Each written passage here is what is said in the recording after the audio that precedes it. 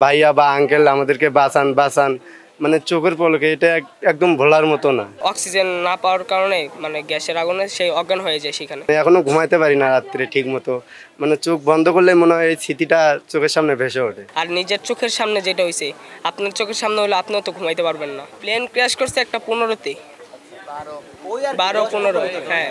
আমাদের 9-এর ব্যাচ যাদের পরীক্ষা ছিল, আমাদের পরীক্ষা শেষ হয়েছে 10:30, 11টা।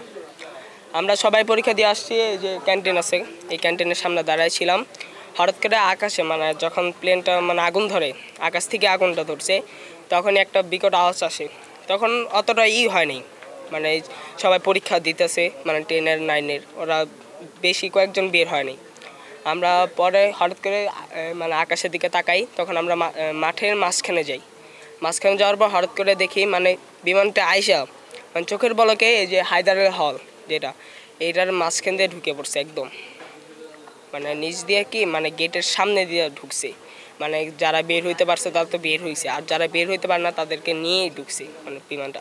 পরে এত মানে জোরে একটা ক্র্যাশের আওয়াজ আসে, তখন আশেপাশে পুরো ধোঁয়া, আর যারা আশেপাশে ছিল তারা কেউ কোনো কিছু শুনতে পারে নাই তখন। টানা আমি 2 ঘন্টা কানে কিছু শুনিনি আমরা। পরে যখন যেহেতু সেনাবাহিনীর ক্যাম্প কাছে, তখন তাড়াতাড়ি মানে অনেকজন আসার পর 3 জন সেনাবাহিনী তারা যে অক্সিজেনের পাইপ বা গ্যাসের সিলিন্ডার নিয়ে আসে। তারা আগুন প্রথমে না নিবে, মানে যতক্ষণ আগুন নিবে ততক্ষণ তো বাচ্চারা মারাও যেতে পারে। তখন 3 জন সেনাবাহিনী আর আমাদের বিএনসিসির একটা ভাইয়া, তারা 4 জন ঢুকছে মানে আগুনের ভিতরে ঢুকেও অনেকজন যাদেরকে প্রথম বাঁচানো হয়েছে, মানে যারা বেঁচে ফিরছে বা আগুনে পুড়ছে হালকা, তাদেরকে বাঁচাইছে প্রথম। তারপরে আমাদের যে বিএনসিসির ভাইয়া সে অজ্ঞান হয়ে গেছে, মানে তার মানে ছিল, মানে তার অক্সিজেন না পাওয়ার কারণে মানে গ্যাসের আগুনে সেই অজ্ঞান হয়ে যায় সেখানে। পরে কি হয়েছে মানে পরে সেনাবাহিনী যে 3 জন ছিল ওনারাও মারা গেছে, 3 জন সেনাবাহিনী। আর ছেলে মেয়ে মারা গেছে আমাদের চোখের সামনে 40 জনের প্লাস।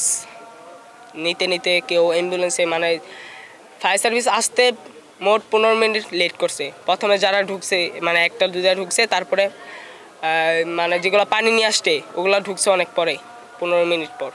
আমার নিজেরই চাচাতো বোন এখনও খুঁজে পাওয়া যায়নি, তো কীভাবে ঘুমাবো আপনি বলেন। আর নিজের চোখের সামনে যেটা হয়েছে, আপনার চোখের সামনে হলে আপনিও তো ঘুমাইতে পারবেন না। আমার এখনও জ্বর, আমি তারপর আসছি এই জায়গায় যে দেখতে।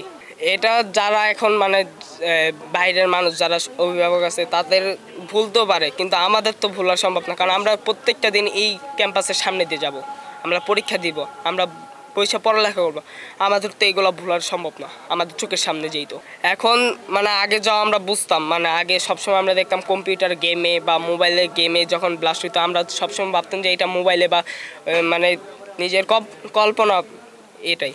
কিন্তু যখন নিজের চোখের সামনে এটা হয়েছে, এখন মানে আকাশের উপরে দিয়ে যখন একটা প্লেন যায়, বিকট না আওয়াজ হলো যখন প্লেন যায়, তখন কলচার ভিতরে টিপ দেওয়া থাকে আমাদের, এখনও ভয় আছে। যখন বাসার উপরে দিয়ে যখন প্লেন যায় তখন আমাদের ভয় লাগে যে প্লেনটা যদি এখানে ক্র্যাশ করে। যখন যে সোজাই মানে প্লেনটা আর কি ক্র্যাশ হয়, তার আগে কিছুক্ষণ আগে মানে আমি ওখানে ছিলাম, ওই ম্যানুয়ালের সোজাই, মানে ওই সোজাই। তারপরে মিস্ত্রি এসে বললো যে তুমি নেমে যাও, তুমি এখানে মানে থেকো না। তারপরে আমি যখন নেমে ওখান থেকে 2 পা সরে আইছি, মানে তার কিছুক্ষণের মধ্যে চোখের পলকে একদম দেখা ভাই, মানে হুট করে আইসা সেকেন্ডের মধ্যে সব কিছু তছনছ করে দিয়ে গেল। মানে তখন জানলা দিয়ে ছাত্রছাত্রীরা বলতেছিল যে ভাইয়া বা আঙ্কেল আমাদেরকে বাঁচান বাঁচান, মানে চোখের পলকে এটা একদম ভোলার মতো না।